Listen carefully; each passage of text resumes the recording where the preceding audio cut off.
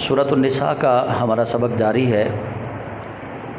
ہم نے 83 آیتیں سورۃ النساء کی پڑھیں۔ آج ہم آیت نمبر 84 سے اپنے سبق کا آغاز کریں گے۔ پچھلی آیات میں اللہ تعالیٰ نے منافقین کا حال بیان کیا کہ صحابہ کے گروہ کے اندر جو چھپے ہوئے لوگ تھے، بظاہر مشرکین ان کو صحابہ ہی سمجھتے تھے، چونکہ انہوں نے کلمہ پڑھا ہوا تھا اور وہ صحابہ کے گروہ کے اندر تھے۔ بظاہر ان کو مسلمان ہی سمجھتے تھے لوگ کہ یہ مسلمان ہیں اور یہ صحابی ہیں، لیکن اللہ کے قرآن نے ان کو صحابہ کی لسٹ سے باہر نکالا ہے۔ اللہ کے قرآن نے ان کو صحابہ کے گروہ سے الگ شمار کیا۔ اگر وہ صحابہ کے گروہ میں ہوتے، اللہ قرآن پاک میں کبھی منہم نہ کہتا، کلہم کہتا۔ منہم کا مطلب ہے ان میں سے۔ اگر سارے صحابہ ہوتے تو اللہ کریم جس طرح اللہ نے صحابہ کے متعلق اللہ کریم نے ارشاد فرمایا وَكُلًّا وَعَدَ اللَّهُ الْحُسْنَى، اللہ نے نبی علیہ السلام کے سب صحابہ کے ساتھ حسن کا، خیر کا وعدہ فرمایا ہے، جنت کا وعدہ فرمایا ہے۔ وہاں پہ وَكُلًّا کا لفظ آیا۔ اگر سارے صحابہ کا حال ایک جیسا ہوتا، اللہ کریم صحابہ کا ذکر کرتے وقت کبھی قرآن پاک میں منہم کا جملہ قرآن میں نہ آتا، یہ پھر نہیں آنا تھا۔ اللہ نے جہاں کہیں صحابہ کا ذکر کیا، درمیان میں اگر ان کے منافقین تھے تو رب تعالیٰ نے فرمایا منہم، ان میں سے کچھ نے یہ کہا، ان میں سے ایک گروہ یوں نکلا، ان میں سے ایک گروہ بزدل نکلا۔ اللہ نے ان کا پھر اس طرح ذکر فرمایا۔ تو اللہ کریم جل جلالہ اب یہاں پہ آیت نمبر 84 سے جب ہم اپنے سبق کا آغاز کریں گے تو رب تعالیٰ جل جلالہ نے نبی علیہ السلام کو توکل کا اللہ نے درس دیا۔ وہاں یہ نہیں تھا کہ نبی علیہ السلام کے اندر توکل کم ہونے لگا تھا تو اللہ تعالیٰ نے حضور علیہ السلام کو یہ بات کہی، یہ نہیں تھا، بلکہ محبوب کو جو تسلی دی جاتی ہے وہ ہرگز اس لیے نہیں دی جاتی کہ محبوب اس پہ پورا نہیں اترے گا۔ محبوب کو جو تسلی دی جاتی ہے وہ محبت کا پیغام ہوتا ہے۔ تو اللہ رب العزت نے پیغام دیا، فرمایا اعوذ باللہ من الشیطان الرجیم بسم اللہ الرحمن الرحیم فقاتل فی سبیل اللہ لا تکلف الا نفسک وحرض المؤمنین عسى اللہ ان یکف بأس الذین کفروا واللہ اشد بأسا واشد تنکیلا۔ یہ آیت نمبر 84 ہے۔ اللہ تعالیٰ اپنے محبوب کریم علیہ السلام سے فرماتا ہے فقاتل، فقاتل، اے محبوب آپ قتال کیجئے، آپ جہاد کیجئے، فی سبیل اللہ، اللہ کے راستے میں، لا تکلف، نہیں تکلیف دیا جائے گا، الا نفسک، مگر آپ جس چیز کے مکلف ہیں اسی چیز کے بارے میں آپ سے پوچھا جائے گا، کسی اور کے حصے کا آپ سے نہیں پوچھا جائے گا۔ آپ نے کیا کرنا ہے؟ وحرض المؤمنین، حرض، ترغیب دیں، مومنوں کو جہاد کی طرف ترغیب دیں۔ آپ حرض المؤمنین، آپ نے بس مومنوں کو جہاد کی ترغیب دینی ہے۔ فقاتل فی سبیل اللہ، کوئی آ جائے تو ٹھیک ہے، نہ آئے تو آپ نے اکیلے ہی میرے راستے میں جہاد کرنا ہے۔ کیوں؟ اس لیے کہ لا تکلف الا نفسک، آپ سے آپ کے متعلق ہی پوچھا جائے گا۔ میں نے پیغام دیا ہے آپ کو کہ آپ جہاد کریں، آپ سے بس آپ کے بارے میں پوچھا جائے گا، آپ نے پیغام دے دینا ہے۔ وحرض المؤمنین، ترغیب ان کو دے دینی ہے، آ جائیں تو ٹھیک ہے، نہ آئیں تو نہ صحیح۔ عسى اللہ ان یکف بأس الذین کفروا، آپ تنہا جہاد کے لیے نکلے تو بھی، اگر یہ آپ کے ساتھ آ جائیں تو بھی ہوگا کیا؟ عسى اللہ، قریب ہے کہ اللہ، ان یکف، اللہ بند لگا دے، ان کو روک دے، بأس الذین کفروا، ان لوگوں کے زور کو اللہ روک دے جنہوں نے کفر کیا، یعنی قریب ہے کہ اللہ کافروں کے زور کو روک دے گا۔ ان کا جو کافروں کی طرف سے گروہ آ رہا ہے یا وہ طاقت کا جو رعب آپ پہ جمانا چاہتے ہیں، عسى اللہ، قریب ہے کہ آپ کا اللہ کافروں کے زور کو روک دے گا۔ ان یکف، کف کہتے ہیں روکنے کو، تو تو رب تعالیٰ نے فرمایا ان یکفا، قریب ہے کہ اللہ روک دے گا، واللہ اشد بأسن، اور اللہ کی پکڑ بڑی شدید ہے، واشد تنکیلا، اور شدید تر عذاب ہے۔ فرمایا آپ صرف ان کو ترغیب دیجئے، جو آنے والے ہیں ان کو آنے دیجئے، آپ پھر دیکھیے گا کہ جو آ رہے ہیں بڑے زور کے ساتھ، بڑے رعب کے ساتھ، بڑے دبدبے اور ہیبت کے ساتھ، اللہ دیکھیے گا ان کو روکتا کیسے ہے۔ بس وہ وقت قریب ہے کہ انہیں اللہ کریم روکے گا، آپ دیکھیں گے اللہ ان کو کیسے، ان کے زور کو، ان کے رعب کو، ان کے دبدبے اور ہیبت کو کیسے اللہ تعالیٰ پیچھے دھکیلتا ہے۔ واللہ اشد بأسا، اور اللہ کریم جل جلالہ کی جب پکڑ ہوتی ہے تو اللہ کی پکڑ بڑی شدید ہے، واشد تنکیلا، اور اللہ کا عذاب بھی بڑا شدید ہے۔ اب یہ اس آیت کے اندر اللہ کریم نے نبی علیہ السلام کو تنہا جہاد کرنے کا حکم دیا۔ یہاں پہ ایک اور بات واضح ہو گئی کہ بعض دفعہ ہزار لوگ جھوٹ پہ قائم رہنے والے ہوتے ہیں اور ایک بندے کے پاس سچ ہوتا ہے، تو اس کے لیے اس آیت کی روشنی میں یہ دلیل ملی کہ سچ پہ قائم رہنے والا ایک بندہ، اس کو چاہیے کہ کبھی ہزار جھوٹے بندوں سے مرعوب نہ ہو، اللہ کی مدد ضرور اس کو پہنچے گی۔ ہو وہ سچا، سچ پہ قائم رہے، اللہ کی مدد اس کو ضرور پہنچے گی۔ وہ نبی علیہ السلام کی سنت پہ عمل کرے، جیسے حضور اکرم صلی اللہ علیہ وسلم کی مبارک زندگی ہم سب کے سامنے ہے، جتنی ہم سب نے اس کو اسٹڈی کیا یا جو ہمیں تعلیم ملی علماء سے کہ نبی علیہ السلام طائف کی وادی میں گئے، پتھر مارے گئے، حضور علیہ السلام نے صبر کیا۔ خانہ کعبہ کی گلیوں میں آپ سرور دو عالم صلی اللہ علیہ وسلم پر پتھر مارے گئے، آپ نے صبر کیا۔ راستے میں کانٹے بچھائے گئے، آپ نے صبر کیا۔ آپ کے اسم گرامی کو توڑ مروڑ کے پیش کیا گیا، برے القابات دیے گئے، آپ نے صبر کیا۔ ہر طرح کی تنگی دی گئی، آزمایا گیا، لیکن اللہ کے محبوب کریم صلی اللہ علیہ وآلہ وسلم آپ حق کی بات کرنے سے نہیں رکے۔ تو اللہ کریم جل جلالہ نے اس آیت کے اندر بالخصوص حضور سرور دو عالم صلی اللہ علیہ وآلہ وسلم کو یہ پیغام دیا ہے کہ محبوب کریم، یہ اس وقت کی بات ہے، اے محبوب آپ نے جہاد کے لیے نکلنا ہے، آپ کے صحابہ کلمہ پڑھنے والے آپ کے پیچھے آ جائیں تو ٹھیک ہے، نہ آئے تو آپ نے تنہا نکلنا ہے۔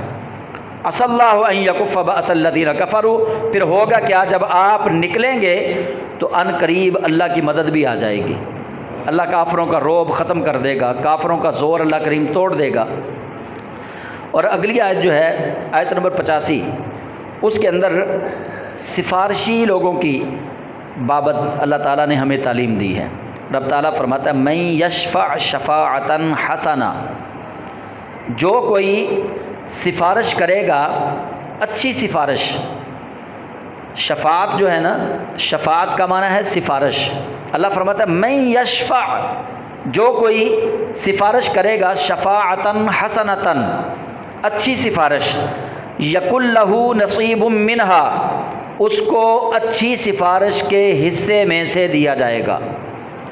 ومن یشفع شفاعتا سیئتا، اور جو کوئی بری سفارش کرے گا یکن لہ کفل منہا، اس کے لیے بری سفارش سے اس کو حصہ دیا جائے گا۔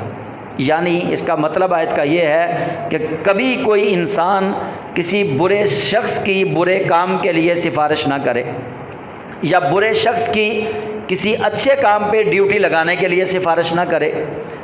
ہمیشہ سفارش اس کی کرنی چاہیے جو کسی کام کا اہل ہو، اگر کوئی اہل نہیں ہے تو اس کی سفارش قرآن کہتا ہے نہ کریں۔ اب ہمارے ہاں اس کے بالکل الٹ کام ہو رہا ہے۔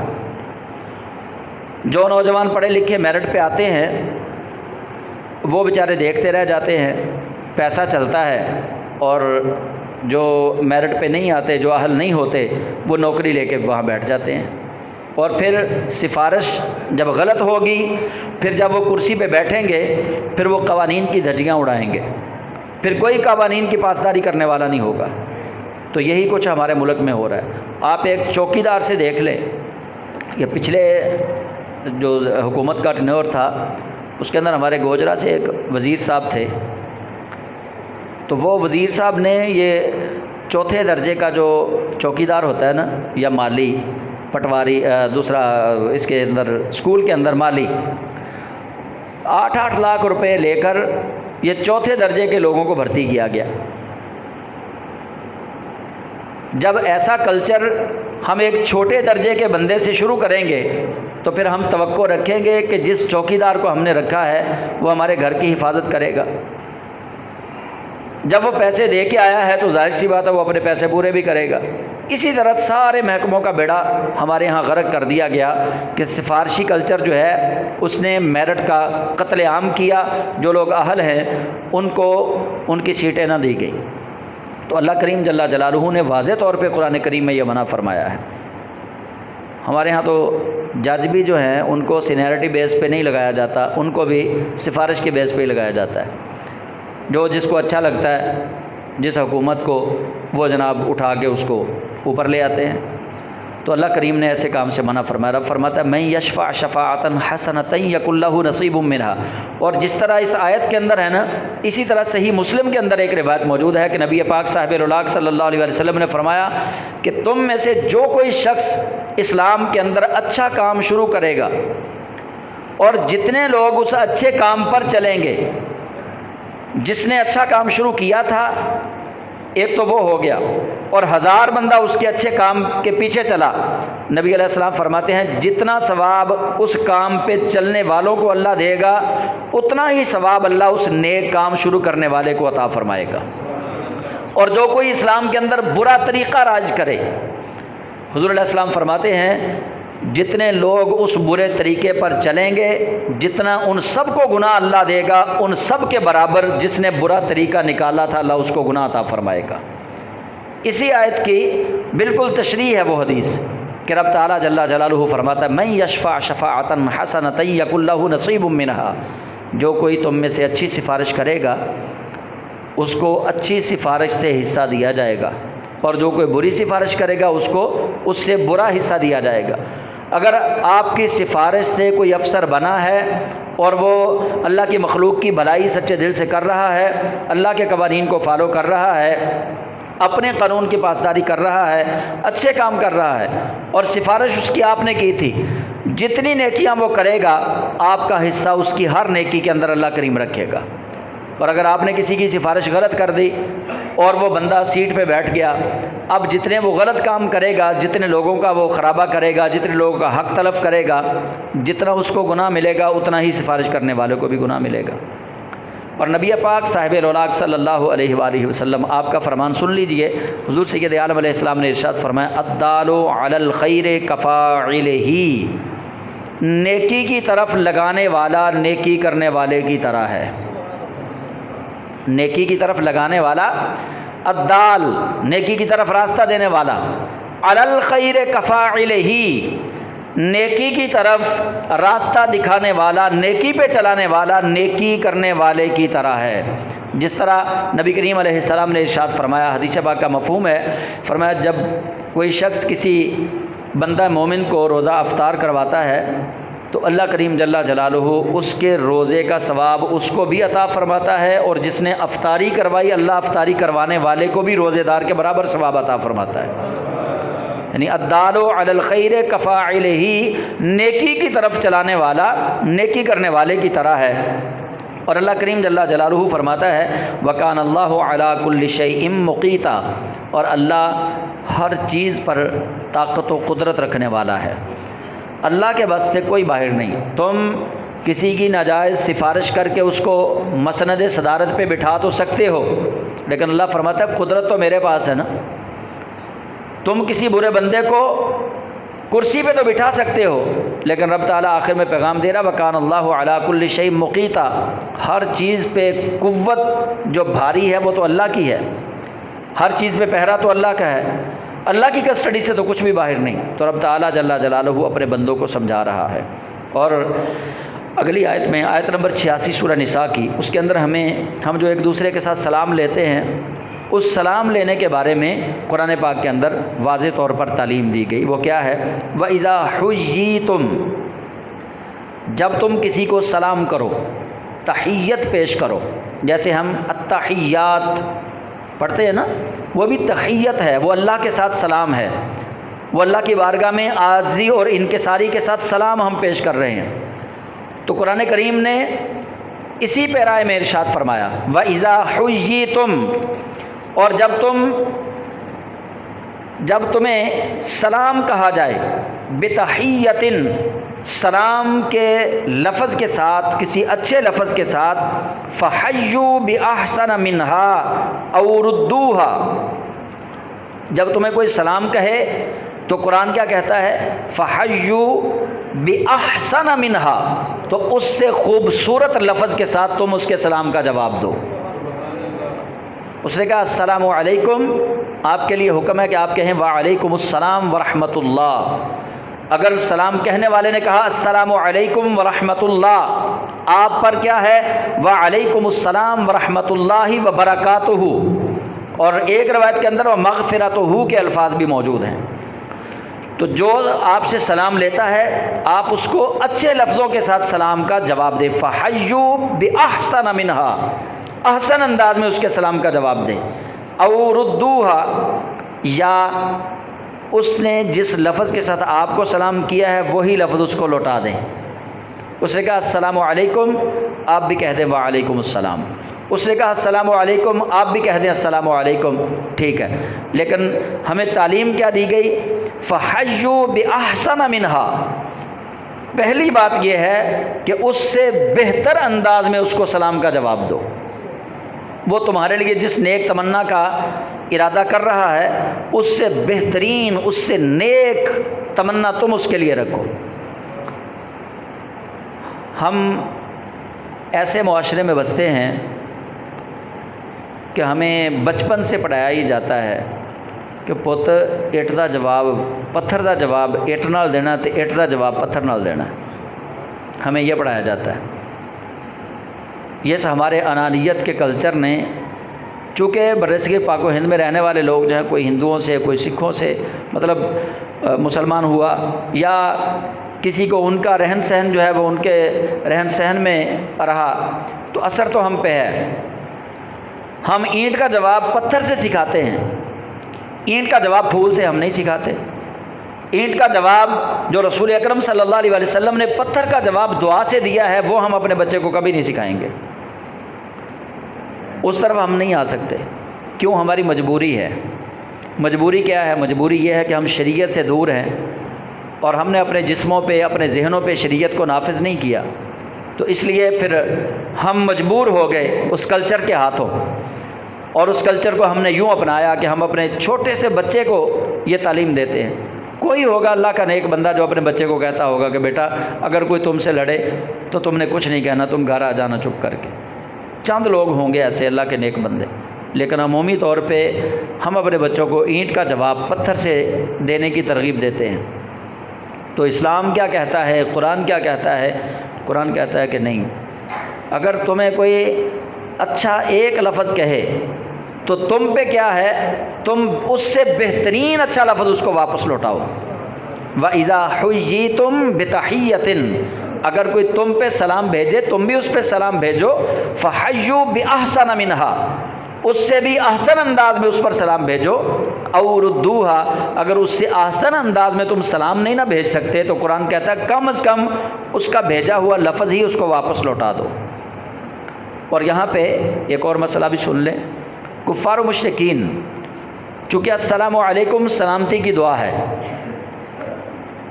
جو اللہ کے نافرمان اور سرکش ہیں، باغی ہیں، اگر کوئی کافر آپ کو کہتا ہے السلام علیکم تو حدیث رسول کا مفہوم یہ ہے کہ آپ جواب میں اس کو کہیں گے وعلیکم، کہ تم پر بھی ہو جو اللہ کی طرف سے ہو۔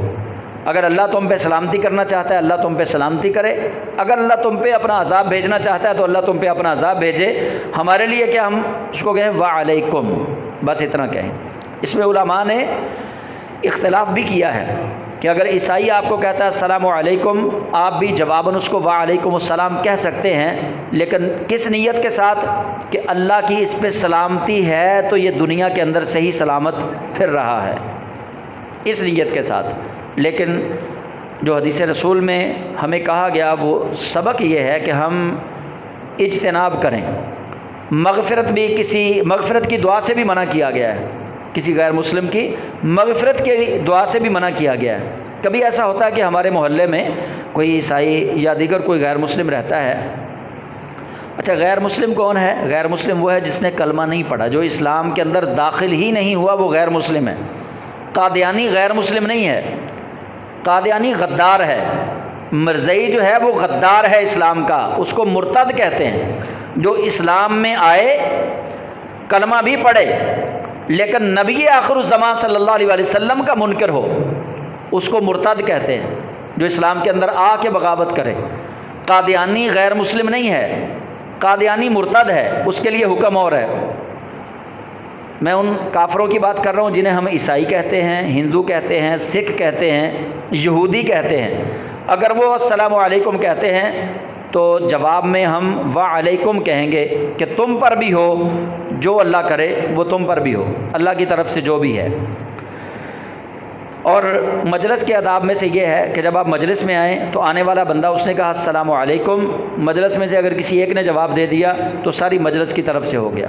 اگر امیر مجلس نے اس کے سلام کا جواب دے دیا تو بھی سب کی طرف سے ہو گیا۔ اور اسی طرح جب آپ مجلس میں آئیں، چند لوگ بیٹھے ہیں، تو بہتر یہ ہے کہ منہ سے اپنی زبان سے السلام علیکم ورحمۃ اللہ وبرکاتہ کہیں اور بیٹھ جائیں۔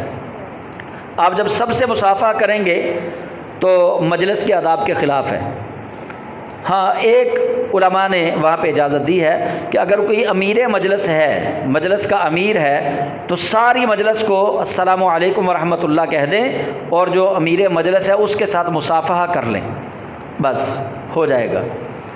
اور اسی طرح ہمیں بڑے آداب سکھائے گئے ہیں۔ مسجد میں ہم آتے ہیں، کسی نجی محفل میں ہم جاتے ہیں تو بعض دفعہ ہماری کوشش ہوتی ہے کہ ہم لوگوں کی گردنیں پھلانگ کے آگے چلے جائیں، اس سے بھی منع کیا گیا ہے کہ لوگوں کی گردنیں پھلانگ کے آگے جانا یہ بندہ مومن کی تعظیم کے خلاف ہے۔ مومن کی تعظیم کرنی چاہیے۔ مومن کی تعظیم یہ ہے کہ جہاں جگہ ملے وہیں پہ بیٹھ جائیں، آگے آنے کی کوشش نہ کریں، دوسرے مسلمانوں کو ان کی عزت کو مجروح نہ کریں۔ اسی طرح اللہ کریم جل جلالہ نے فرمایا وَإِذَا حُيِّيتُم بِتَحِيَّةٍ فَحَيُّوا بِأَحْسَنَ مِنْهَا أَوْ رُدُّوهَا إِنَّ اللَّهَ كَانَ عَلَىٰ كُلِّ شَيْءٍ حَسِيبًا۔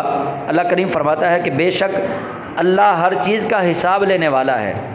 اب بات سلام کی ہو رہی ہے کہ سلام کیسے بھیجنا ہے ایک دوسرے پہ۔ آخر پہ اللہ نے کیا کہا؟ ان اللہ کان علی کل شیء حسیبا۔ حساب لینے کے لیے اللہ کافی ہے۔ حساب تم نے نہیں لینا کسی کا، سلام لینا ہے، سلام کا جواب دینا ہے، حساب اپنا اپنا رکھنا ہے، تم سب کا حساب اللہ لے گا۔ ہم سلام لینے کے ساتھ حساب بھی لگاتے ہیں نا۔ کوئی اگر ہم دو لوگ بیٹھے ہیں، تیسرا آیا سلام لے کے چلا گیا تو پیچھے سے ہم اس کے بارے میں، کبھی کبھی ہے کہ ہماری مجلسوں میں اچھی باتیں اس کے بارے میں کرنا شروع کر دیں، ورنہ زیادہ تر اس کی غیبت شروع ہو جاتی ہے۔ تو اللہ کریم جل جلالہ نے تنبیہ بھی ساتھ فرما دی کہ وکان اللہ ان اللہ کان علی کل شیء حسیبا، بے شک اللہ ہر شے کا حساب رکھنے والا ہے۔ تم حساب نہ رکھو، اللہ خود ہی حساب لے لے گا۔ تمہاری حالتوں کو اللہ جانتا ہے، تمہارے دلوں کو اللہ جانتا ہے، تمہارے ظاہر اور باطن کو اللہ جانتا ہے۔ اللہ لا الہ الا ہو، اور اللہ کے سوا کوئی عبادت کے لائق نہیں۔ اللہ وہ ہے کہ وہ معبود ہے، اس کے سوا معبود کوئی نہیں۔ لَيَجْمَعَنَّكُمْ إِلَىٰ يَوْمِ الْقِيَامَةِ، البتہ وہ ضرور تم سب کو قیامت کے دن جمع کرے گا۔ لا ریب فیہ، اس کے اندر کوئی شک والی بات نہیں، اس کے اندر کوئی شک والی بات نہیں۔ یعنی تم نے حساب نہیں کسی کا لینا، حساب اپنا اپنا اپنے پاس رکھو، اللہ پوچھ لے گا تمہیں۔ کیوں کہ اللہ لَيَجْمَعَنَّكُمْ إِلَىٰ يَوْمِ الْقِيَامَةِ، اللہ تم سب کو قیامت کے دن جمع فرمانے والا ہے۔ وَمَنْ أَصْدَقُ مِنَ اللَّهِ حَدِيثًا، اور تم میں سے کون ہے جس کی بات اللہ سے زیادہ سچی ہو؟ وَمَنْ أَصْدَقُ، اور کون ہے جو زیادہ سچا ہو، من اللہ، اللہ سے، حدیثاً، بات کہنے میں۔ حدیث کا لغوی معنی ہے بات، حدیث کا لغوی معنی ہے بات، یعنی قرآن پاک میں اللہ کے کلام کو بھی حدیث کہا گیا ہے۔ ایک تو ہم حدیث رسول کہتے ہیں نا، تو قرآن پاک میں اللہ کے کلام کو بھی حدیث کہا گیا ہے کہ ومن اصدق، کون ہے جو سچا ہو من اللہ حدیثا، بات کرنے میں اللہ سے زیادہ سچا۔ اور یہاں پہ یہ بات ہم سب کے علم میں ہونی چاہیے کہ اللہ جھوٹ نہ بولتا ہے نہ بولنے پر قادر ہے۔ علماء نے یہاں پہ بھی کچھ علماء نے غلطی کھائی، انہوں نے اللہ تعالیٰ کے لیے امکان کذب کا فتویٰ دیا کہ اللہ جھوٹ بول سکتا ہے لیکن بولتا نہیں۔ انہوں نے امکان کذب کا فتویٰ دیا ہے کہ اللہ جھوٹ بول سکتا ہے لیکن بولتا نہیں۔ اللہ کریم نے اس آیت کے اندر صاف بات یہ کہی ہے کہ وَمَنْ أَصْدَقُ، اللہ سے زیادہ سچا ہے ہی کوئی نہیں۔ جب اللہ سے زیادہ سچا کوئی نہیں، یعنی سب سے زیادہ سچی بات ہی اللہ تعالیٰ کی ہے۔ اور اللہ تعالیٰ نے قرآن پاک میں دوسری جگہ پہ ارشاد فرمایا لعنت اللہ علی الکاذبین، کہ جھوٹ بولنے والوں پر اللہ کی لعنت ہے۔ یعنی جھوٹا شخص اللہ کے نزدیک اتنا ملعون ہے کہ اللہ تعالیٰ نے اس کو اپنی رحمت سے بری کر دیا ہے کہ وہ اللہ کی رحمت حاصل۔ لعنتی کا مطلب یہی ہے کہ اللہ کی رحمت سے دور۔ ملعون اس کو کہتے ہیں جو اللہ کی رحمت سے دور ہو جائے، جس کو اللہ کی رحمت سے حصہ نہ ملے، وہ ملعون ہے، وہ لعنتی ہے۔ جب اللہ کریم نے جھوٹ بولنے والے کو لعنتی کہا ہے کہ وہ ملعون ہے، تو رب تعالیٰ جل جلالہ خود جھوٹ کیسے بولے گا؟ خود اللہ جھوٹ پر کیسے قادر ہوگا؟ اللہ نے ساری، جس طرح دیکھیے، اگر ہم یہ کہیں گے نا اللہ جھوٹ بولنے پر قادر ہے، پھر ہم یہ بھی کہہ سکتے ہیں کہ اللہ سونے پر بھی قادر ہے، اللہ کپڑے پہننے پر بھی قادر ہے، پھر امکان تو ہر چیز کا نکل آئے گا۔ اللہ زمین پہ آنے پہ بھی قادر ہے، اللہ ہمارے ساتھ بیٹھ کے کھانا کھانے پہ بھی قادر ہے، لیکن اللہ آتا نہیں ہے، پھر تو ہم کوئی بھی بات ایسے کر سکیں گے۔ اللہ کے لیے ان چیزوں کا امکان ثابت کرنا کہ جن چیزوں کے امکان کو ثابت کرنے سے اللہ کی ذات کی توہین ہو، ایسی چیزوں کے امکان کو ظاہر کرنا کفر ہے۔ ایسے تو نعوذ باللہ، کروڑ بار نعوذ باللہ، میں سمجھانے کے لیے بات کر رہا ہوں، ہم ایسے تو کہہ سکتے ہیں کہ اللہ گناہ کرتا نہیں لیکن اللہ گناہ کرنے پہ قادر ہے۔ یہ کون سی بات ہوئی؟ یہ کوئی منطق نہیں کہ ہم یہ کہیں۔ یہ باقاعدہ طور پہ مولویوں کے فتوے ہیں اس پہ، امکان کذب پہ۔ آپ گوگل پہ سرچ کر لیں کہ امکان کذب کے بارے میں، اللہ کے جھوٹ بولنے کے بارے میں کس کس مولوی نے کیا کیا فتویٰ دیا ہے، آپ کو پتہ چل جائے گا۔ دودھ کا دودھ اور پانی کا پانی ہو جائے گا۔ مجھے کسی کا نام لینے کی ضرورت نہیں ہے، اب یہ زمانہ بڑا فارورڈ ہے، ڈیجیٹل دور ہے۔ آپ گوگل پہ جائیں، وہاں پہ سرچ کریں کہ کس مولوی نے اللہ کے لیے جھوٹ ثابت کیا ہے، آپ کو وہ کتابوں کے ریفرنس بھی مل جائیں گے، آپ کو وہ مولویوں کے نام، ساتھ مدرسوں کے نام بھی مل جائیں گے۔ تب آپ کو پتہ چلے گا کہ یہ مدرسوں والے کرتے کیا ہیں، کہ انہوں نے جناب مدرسے بھی بنائے ہیں اللہ کے نام پہ، اور اللہ کو جھوٹا بھی ثابت کرنے کی کوشش ساتھ ہی کر رہے ہیں۔ یہ اللہ تعالیٰ اپنے محبوب کریم علیہ السلام کے وسیلہ کرم سے مجھے اور آپ سب کو بعمل مسلمان بنائے۔ جمعۃ الوداع ہے، سچے دل سے رب کے حضور توبہ کیجئے، پتہ نہیں اگلا ماہ رمضان ہماری قسمت میں ہوگا یا نہیں ہوگا۔ اللہ تعالیٰ آپ سب کی خیر فرمائے، آپ سب کے گھروں کی خیر فرمائے، آپ کے کاروبار مال جان میں، رزق میں اللہ تعالیٰ برکت عطا فرمائے۔ آمین۔ وآخر دعوانا ان الحمد للہ رب العالمین۔